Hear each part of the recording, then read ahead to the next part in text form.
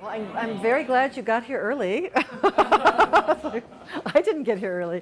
Anyway, all right, today we're going to talk about the psychological and emotional underlay of disease, which is something I really care about. I was told in the car by my friend who drove me that I should tell you all that you're going to die.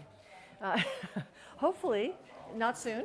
But I want you to stop being afraid of death. That's actually one of the things I want to teach you, is to stop being afraid of death.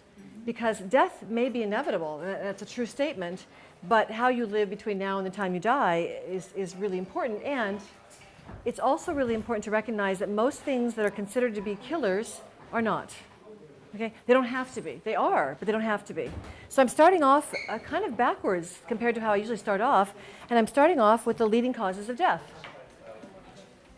Because I want you to know that none of those are very scary. They kill a lot of people. This is for the Western world. Yeah. Wait 5 minutes because this is. Is it what? 5 minutes? Oh, we'll just talk about this and I'll stop again and someone else comes in, we'll do it. We'll talk for 5 minutes. But these are all things that kill a lot of people. It's just for the West. Now in Africa, there's a different list of what kills people.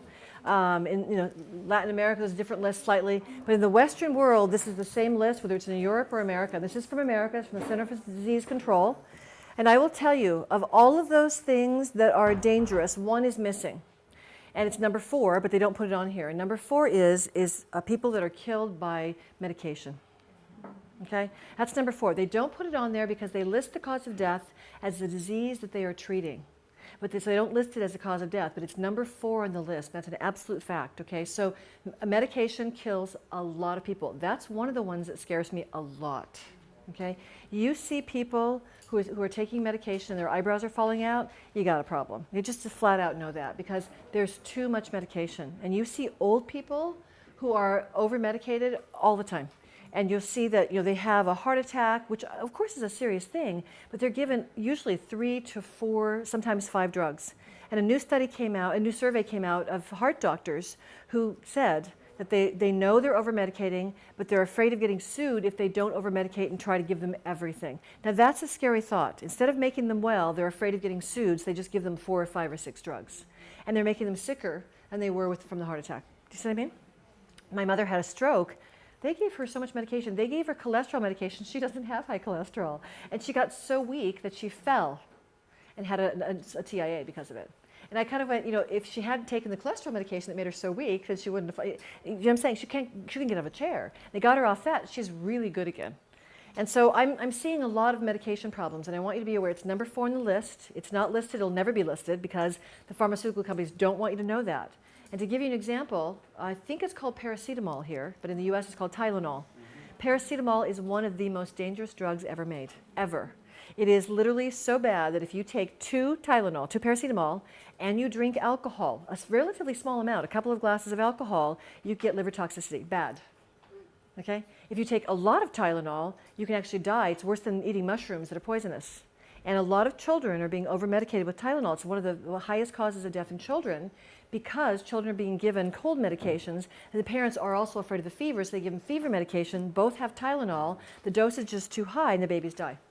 That's a crime. Okay, first of all, fevers, as you all know, are a good thing. Unless they're over 102, you let them sweat it out. Get them in a cool bath or whatever because it's killing the virus. It's killing the bacteria. So that's number 4. That one terrifies me. Just so you know, I'm really afraid of medication. Okay. The other one that's really scary is septicemia. It's called hospital-induced infections. Do you see a pattern here? The only things I'm scared about are going to the hospital. Okay, I don't care about anything else, but that's really dangerous because that's poisoning that comes from being in the hospital and getting blood poisoning, basically. And so that's really dangerous as well. The rest of them, they're not very dangerous. Okay, they're not very dangerous at all. One of the other ones that I am wary of is this one, number 5, which is accidents. I'm wary of accidents because it's caused by reckless liberty. That's what accidents are caused by. If you think about whenever accidents occur, someone's pulling in front of someone else and someone's going through a red light, and it's reckless liberty that someone causes an accident. Now, it may not be on your part, it may be on someone else's part, and you're affected by reckless liberty. But in any case, it's a serious problem. When the Western world is run by liberty, and we get exhausted, or someone's always in a hurry because they're late because of traffic or whatever else, you're going to see reckless liver qi rising.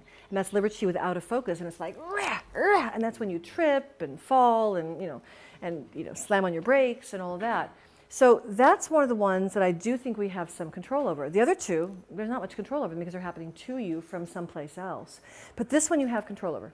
So I want you to be aware that accidents still have something you can do. And people go, no, but it was an accident, I couldn't do anything. Well, all right, let me give you what you can do, just so you know up front with accidents. Okay? If it happens, it happens. I understand that. But there is an ability of most people to intuit when they're in danger. I don't know if you've known this before, but people intuit it. I'm going to give you a little story. My good friend Sabine Wilms, I was staying at her house in Portland. I was teaching at OCOM, and she was out of town, so I was staying with her daughter, who I adore. And she offered me her big pickup truck that she had at the time, stick shift pickup truck, to drive to school. And it's not that close to school, but I said, sure, I'll drive your pickup truck. I can drive a stick shift, whatever. So I decided to leave early because I don't know where I'm going. There's no GPS, and so I leave extra early. But I'm on the road, and there's nobody on the road, but I'm feeling uneasy. Not because I don't know where I'm going. That's fine. But I'm feeling uneasy for no apparent reason. I'm kind of going, something doesn't feel right. So I just kind of paid attention. And I had taught a class the week before, and I had said, I used to be really good at getting out of accidents. I said this, and I haven't had much practice lately, which is really the wrong thing to say, because of course, what am I going to do? Attract an accident. And there's this truck in front of me that's carrying like all the equipment for like landscaping, the lawn mower and all those, the weed whackers and all that. And we're on the freeway. It's perfectly, flat freeway. He hits a pothole. And as he hits the pot, and I didn't see this, but I'm watching the trailer going,